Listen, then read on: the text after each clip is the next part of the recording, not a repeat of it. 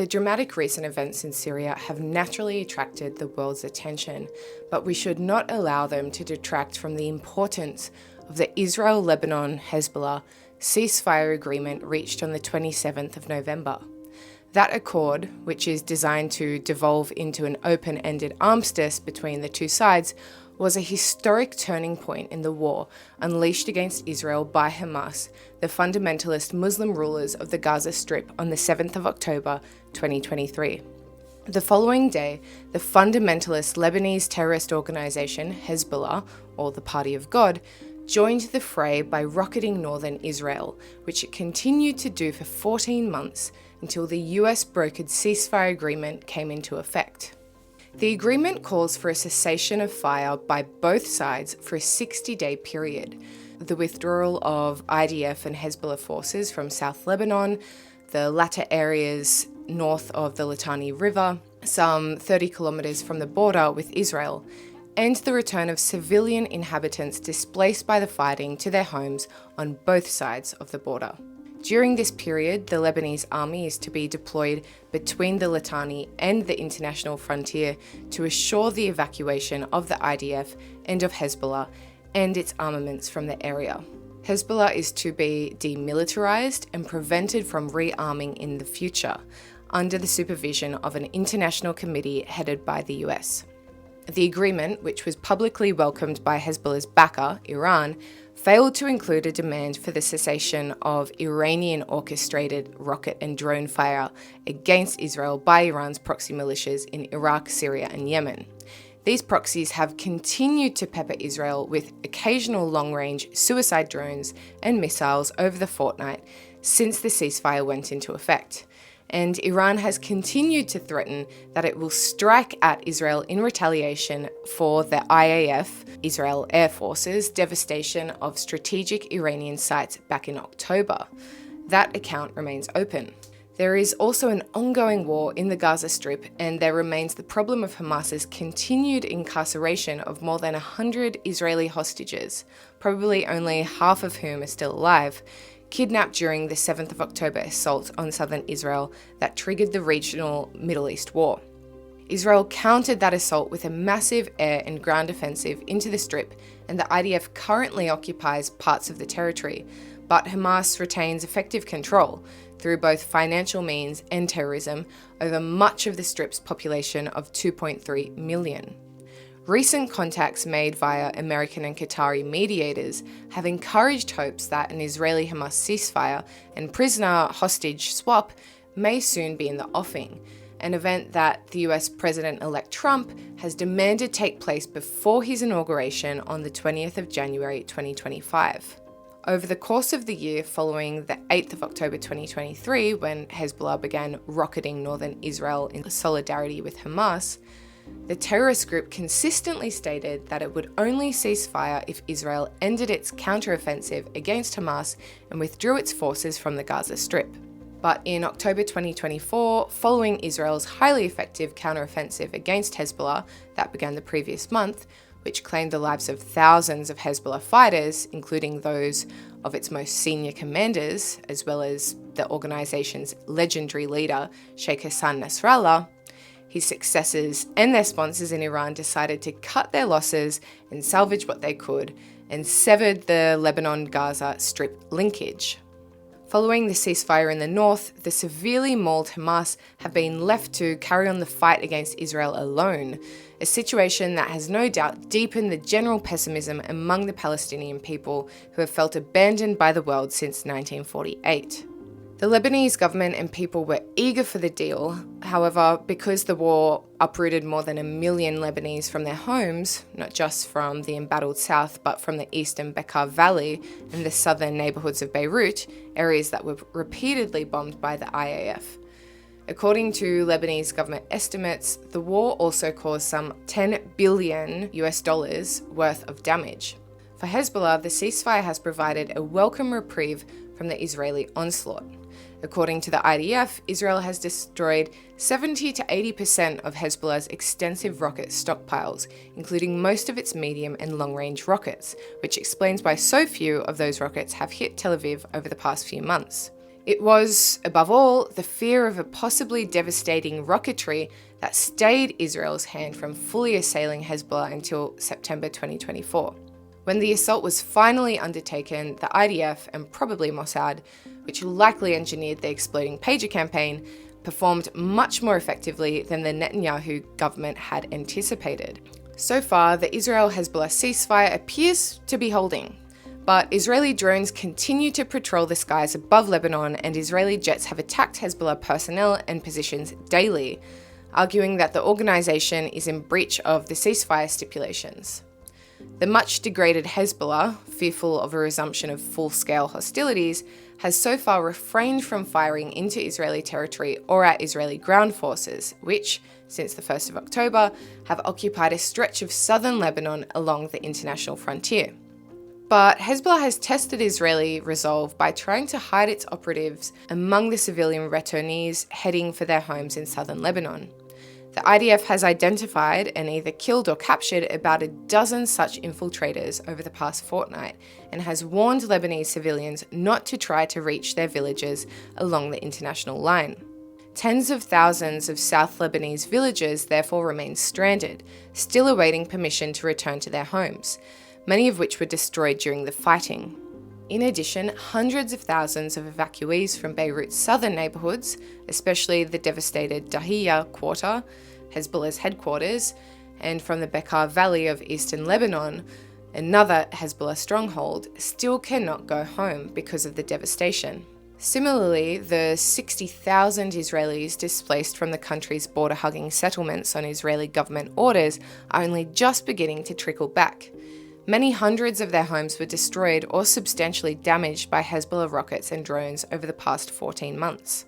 For the past 2 weeks, the IAF has been continuing its efforts to prevent Hezbollah from rearming. It has bombed vehicles trying to cross Syria, suspected of carrying Iranian weapons and ammunition bound for Hezbollah, and killed the Iranian and Hezbollah agents involved in the arms transfers in their Damascus hideouts. But although the Israeli-Hezbollah ceasefire remains shaky, both sides are committed to its maintenance. But the deal has a number of inbuilt problems that may ultimately undermine its longevity. First, it forbids Hezbollah from rebuilding its arms production facilities, something that will be difficult to monitor or control. Second, and more importantly, the deal's explicit reference to UN Security Council Resolution 1701 of 2006, issued after the last major Israeli-Hezbollah clash, which Israelis refer to the Second Lebanon War, commits the thus far ineffectual Lebanese government to disarming Hezbollah. The deal refers to disarmament of armed groups, of all armed groups, except for the state's own security agencies. And third, the deal charges the Lebanese army and UNIFIL to protect northern Israel from Lebanese hostiles, with preventing Hezbollah from sending its forces southward to the border with Israel. But over the years 2006 to 2023, neither the Lebanese army nor UNIFIL managed to keep Hezbollah out of southern Lebanon. Many of the 60,000 displaced Israeli villagers are reluctant to return home for fear that UNIFIL and the Lebanese army may once again fail to take effective action, allowing Hezbollah forces to return to southern Lebanese villages and resume rocketing Israel. Indeed, the announcement of the Israeli-Lebanese Hezbollah deal met with profound skepticism in Israel. But Netanyahu and the IDF commanders have promised that this time things will be different, that Israel will not rely on either the Lebanese or UNIFIL and will respond decisively to any Hezbollah provocation or infringement. But given what happened in the south on the 7th of October, many Israelis simply no longer trust either Netanyahu or the army. Be that as it may, in an unpublished American side letter to the Israel-Lebanon agreement, Washington apparently endorses Israel's right to defend itself, which Israel has interpreted as carte blanche to fire back in response to any Hezbollah violation of the accord, however small. The letter also appears to explicitly back Israel's right to conduct reconnaissance flights over Lebanon for intelligence purposes, so long, it reportedly says, as they do not break the sound barrier.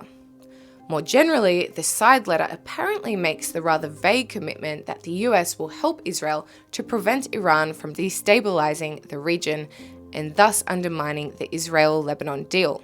France, a traditional protector of Lebanon, was also involved in hammering out the Israel-Lebanon deal after Israel okayed its participation as a reward for the French announcement that it would not honour the recent ICC decision to arrest Netanyahu and his former defence minister Yoav Gallant for war crimes committed in Gaza.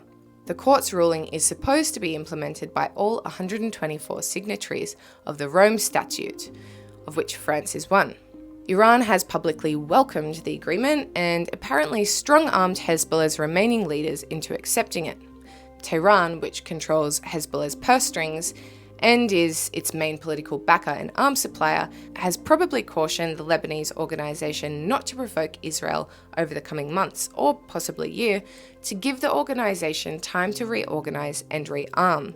But the surprising fall of the Assad regime in Syria last weekend has probably nullified any such Iranian expectations or hopes.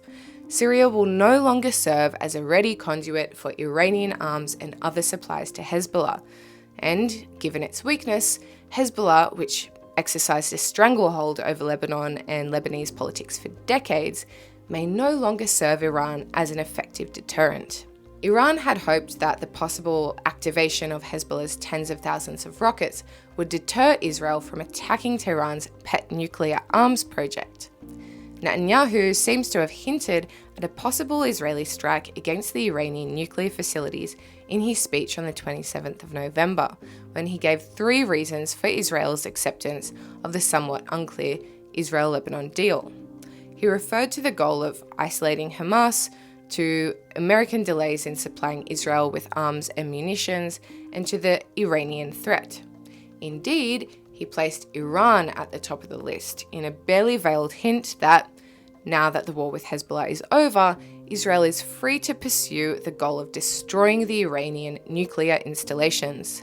Netanyahu's reference to the delays in arms shipments was seen by most Israelis, and certainly by Washington, as an ungrateful slap in the face of the Biden administration, which has been a firm supporter of Israel throughout the 14-month-long war, providing both munitions and political cover, especially at the UN Security Council, which could theoretically impose sanctions against Israel. What the Americans have supplied Israel with, and when, over these past 14 months, remains a secret. It is true that Washington has held back at least one shipment of quarter-ton and one-ton dumb bombs, but Netanyahu's complaint hints at a graver problem. Israel has used up vast amounts of munitions, leaving its stockpile severely depleted, especially of the Tamir missiles used in the Iron Dome anti-missile batteries and of air-to-ground missiles. The Iron Dome batteries managed to shoot down almost 90% of the Hezbollah and Hamas rockets, and its Hetz Arrow long-range missiles brought down most of Iran's and the Houthis' ballistic missiles, actions that saved countless Israeli lives and buildings. Moreover, the IAF's mainstay, the F-16 and F-15 fighter bomber squadrons and its Apache attack helicopters, almost none of which are of recent vintage, are probably in need of both replenishment and a long breather for major maintenance overhauls, having just flown many thousands of sorties over Lebanon, Gaza, Syria, Yemen, and Iran. Meanwhile, with the probable help of American mediators, Israel and Lebanon are to renew talks about frontier adjustments, as demanded by Lebanon and Hezbollah, and vaguely iterated in the Israel-Lebanon agreement. The Lebanese claim that Israel is illegally occupying a few hilltops and gullies along the two countries' 81-kilometre frontier.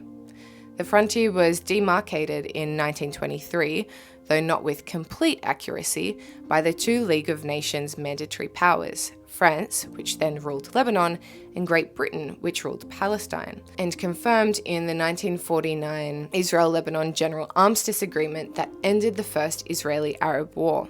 These developments in the north are now indirectly affecting events in the south. In Israel, relatives of the 100 hostages, backed by many of the Israeli public, have persistently campaigned for a Hamas-Israeli deal that would see the hostages released in exchange for thousands of Hamas fighters currently in Israeli prisons.